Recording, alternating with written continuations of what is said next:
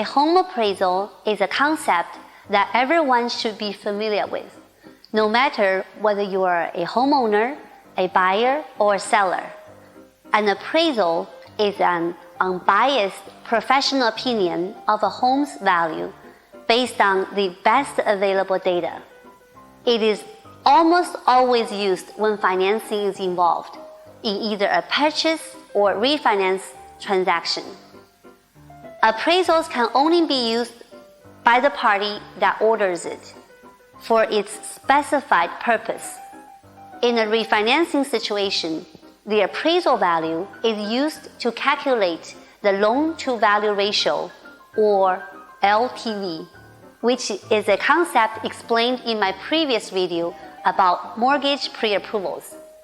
In this case, the appraisal protects the lender.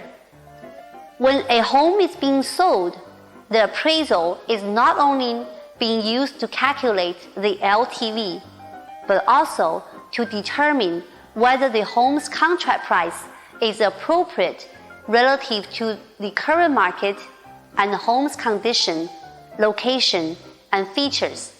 In this case, the appraisal protects both the lender and the buyer.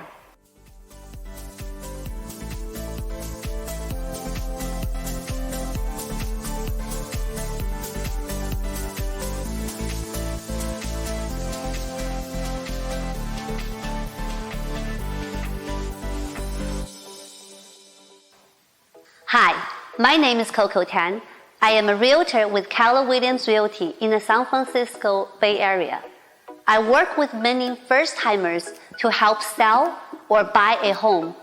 Part of my job is being a guide for them and keep them informed during the entire process.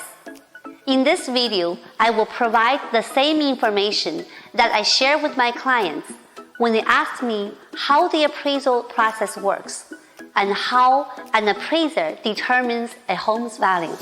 When there's a lender involved, an appraisal is usually required.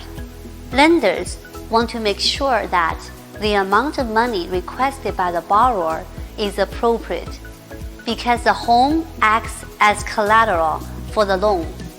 That means if the borrower cannot pay the mortgage, the lender can repossess the home and sell it to try to recover the amount loaned.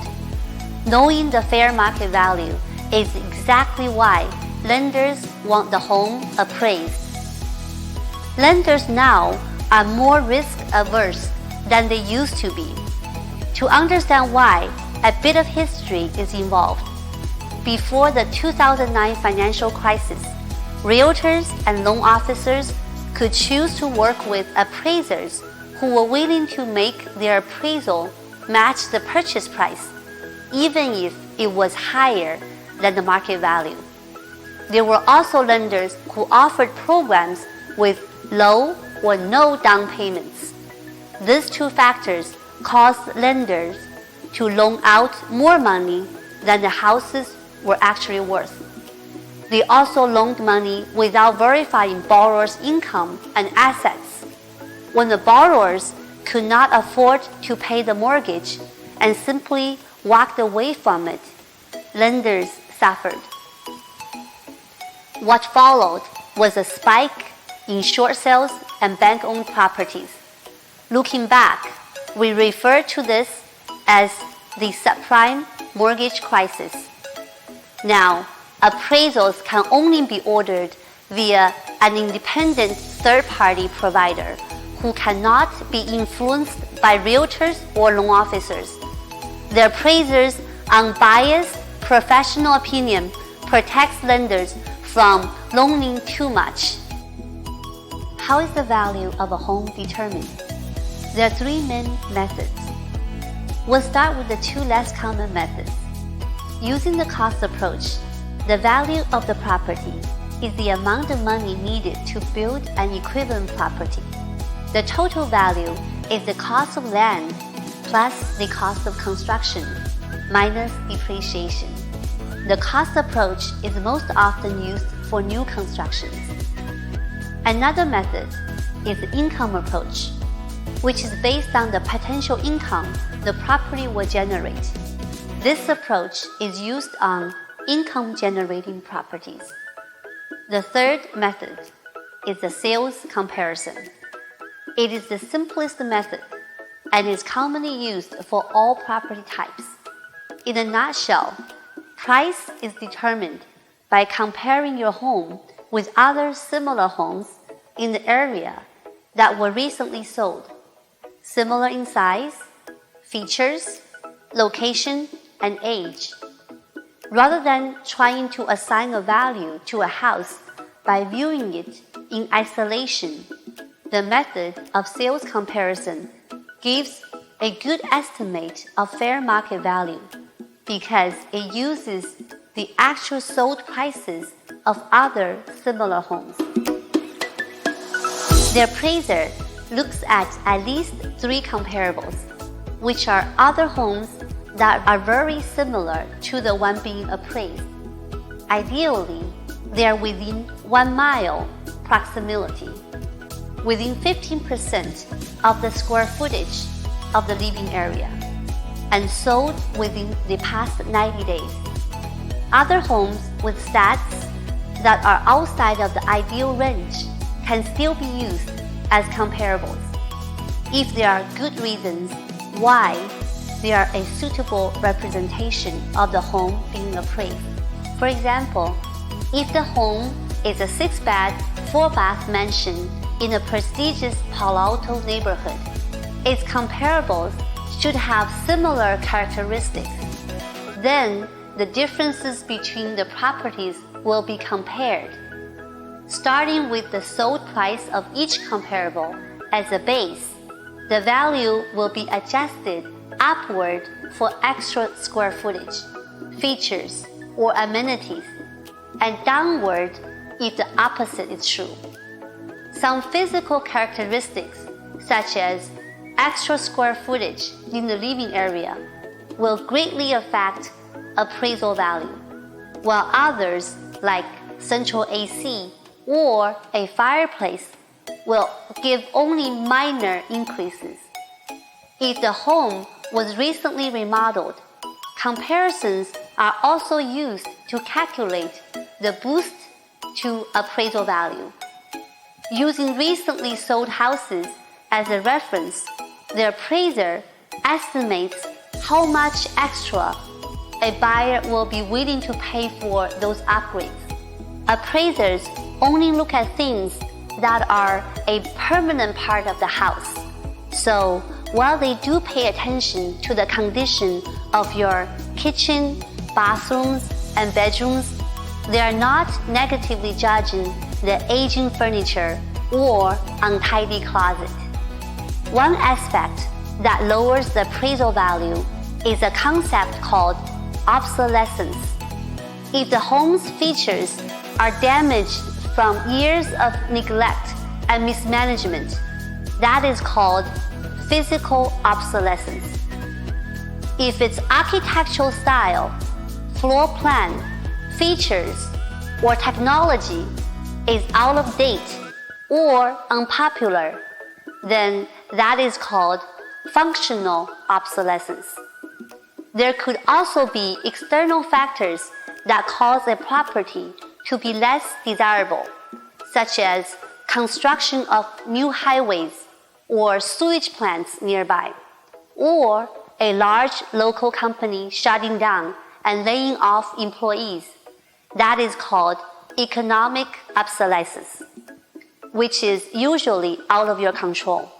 In summary, the value of a home is calculated by first finding several similar homes nearby that were recently sold, then adjusting them based on differences with consideration to obsolescence. For a home that is hard to compare because the features are unique, the appraiser will have to judge. Because the appraisal value does depend on the appraiser's opinions, you may be worried about unfair appraisal. While some appraisers tend to be conservative, they can be trusted to be impartial.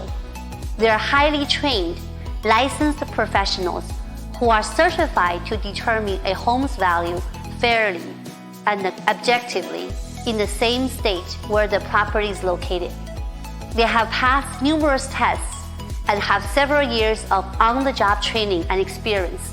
Their job requires them to document every finding and write them in a report that you can obtain to verify their work. Also, appraisers and the companies they work for are heavily regulated. The consequences of issuing a biased report is severe, so appraisers try very hard to remain impartial and keep their personal values out. Despite the natural variance in the sales comparison method, the result often perfectly matches the price negotiated by the seller and buyer in the purchase transaction. It seems like a surprising coincidence, but there is an explanation. When evaluating the home as a whole, an appraiser usually has a bracket range in mind. If the contract price falls within the bracket range, then the appraiser may assign a value that is exactly the contract price. In other words, an appraiser looks for evidence to support the contract price so that they can confirm that it is reasonable. This is a good thing because everybody is content and neither the buyer nor the seller is surprised by the result. After all, what better indication of a home's market value than the price it actually sells at in an open market to a ready, willing, and able buyer in an arm's length transaction. So what happens if the appraisal value is not what you expect it to be, or if the appraiser discovered major problems with the home's condition? It is important that you are prepared for these outcomes because it could affect your down payment, whether your loan is approved, and your options for renegotiating the purchase price. For this, you should understand appraisal contingencies. This topic is technical and highly situational based on market conditions, but also very important for everyone to know. I will talk about this in the next video. Stay tuned for a deep dive into contingencies. Thank you so much for watching. I hope this video contains information that is useful to you. My goal for this channel is to provide you with quality videos every week. I take pride in making real estate related videos that are up to date and informational. If you have any ideas for my next topic, write in the comments. To support my channel, give a like to my videos and subscribe to my channel. It's the best way to be notified when I post new listings, informational videos, or recorded webinars. To join my next live webinar, add me on WeChat, Coco Tan Real Estate. For other questions or to schedule a free selling or buying consultation, I can be reached at 408-829-6053 or email me at cocotangroup@gmail.com. I will see you in the next video.